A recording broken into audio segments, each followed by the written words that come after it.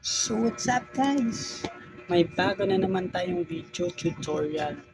So makakatipid ka na naman. So ito yung bagong video tutorial natin. So gagamitin natin itong Orico hard drive enclosure, which is 2.5 inches, 5 gig per seconds, USB 3.0 na siya.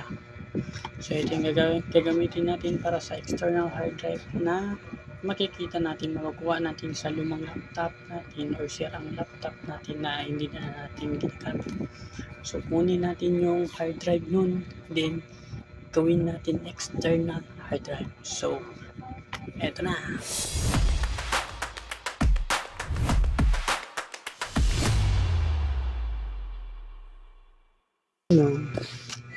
Paano natin nakuha yung external hard drive?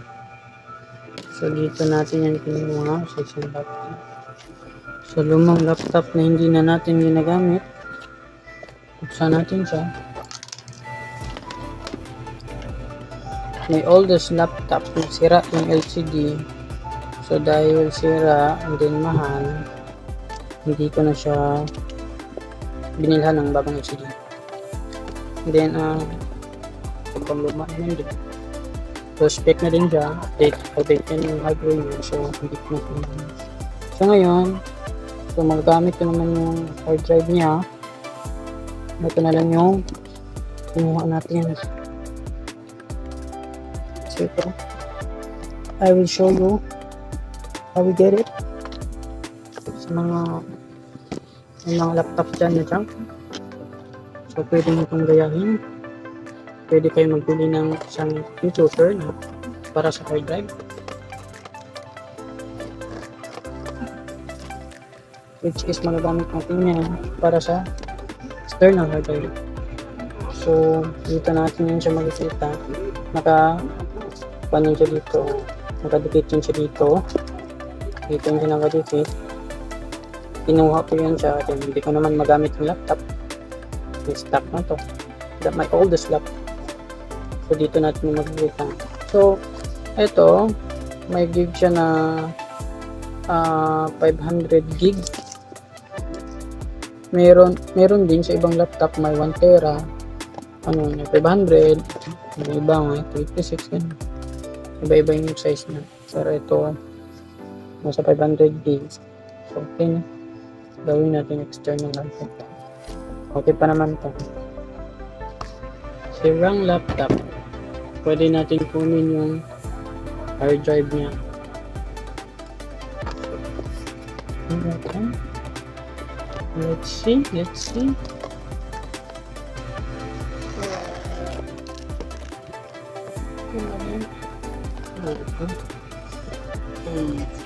Okay.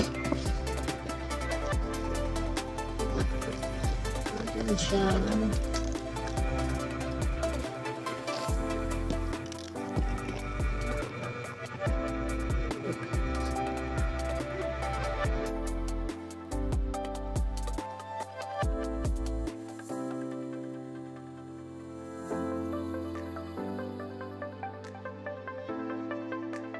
Pala yung Orico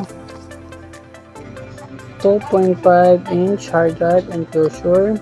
Dimension niya SATA 3.0 na transmission rate niya is 5 gig per seconds. 2.5 SATA HDD and compatible sa SSD, USB A to micro B. Okay.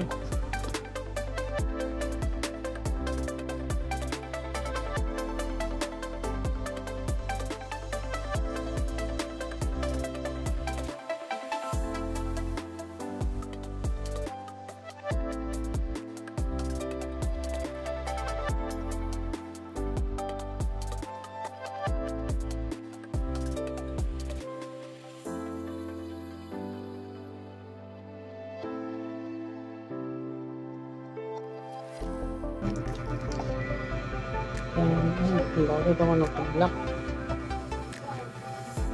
Wow, ganda, solid, tibay, ang tibay niya, solid. Ito lang yung laman niya. Try natin. So, ito, sinasaksak natin dito. Mamaya, saksak natin din siya. Then, ito, papunta sa laptop mo or sa PC natin. So, gagawin natin external hard drive. So, ito, wala pa namang laman to. So, lagyan natin ng laman. Ito. So, zipper. Lagyan natin. So, ang pag-open nito, swipe. Ganyan. Tap. Lagyan ng tap. Swipe down. Swipe down. Wala siyang screw. Wala tayong ibang screw. Yan lang. Then, level lang natin to. Tanggalin natin yung luma.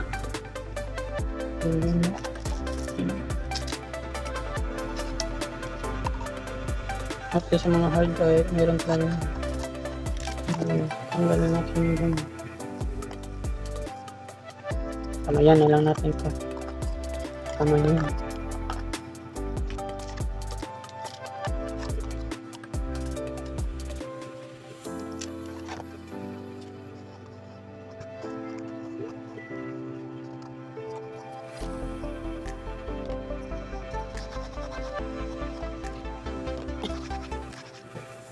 So, yan. Then, ilalagay na natin ito. Ang dikit niya.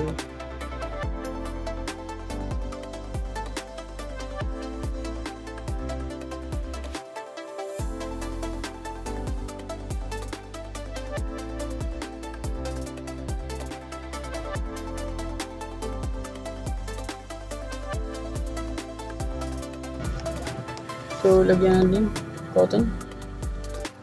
Alcohol.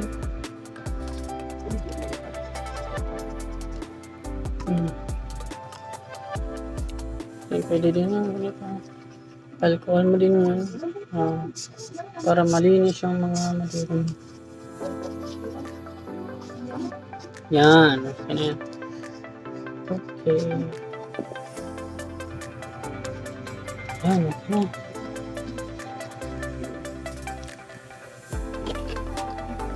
Tapos, ganito din pa. Tak. Dito sa natin. Same pa rin. So, nakaharap.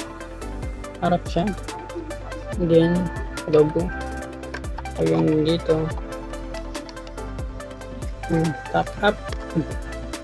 So, may external na tayo. Lalagay natin ito mamaya.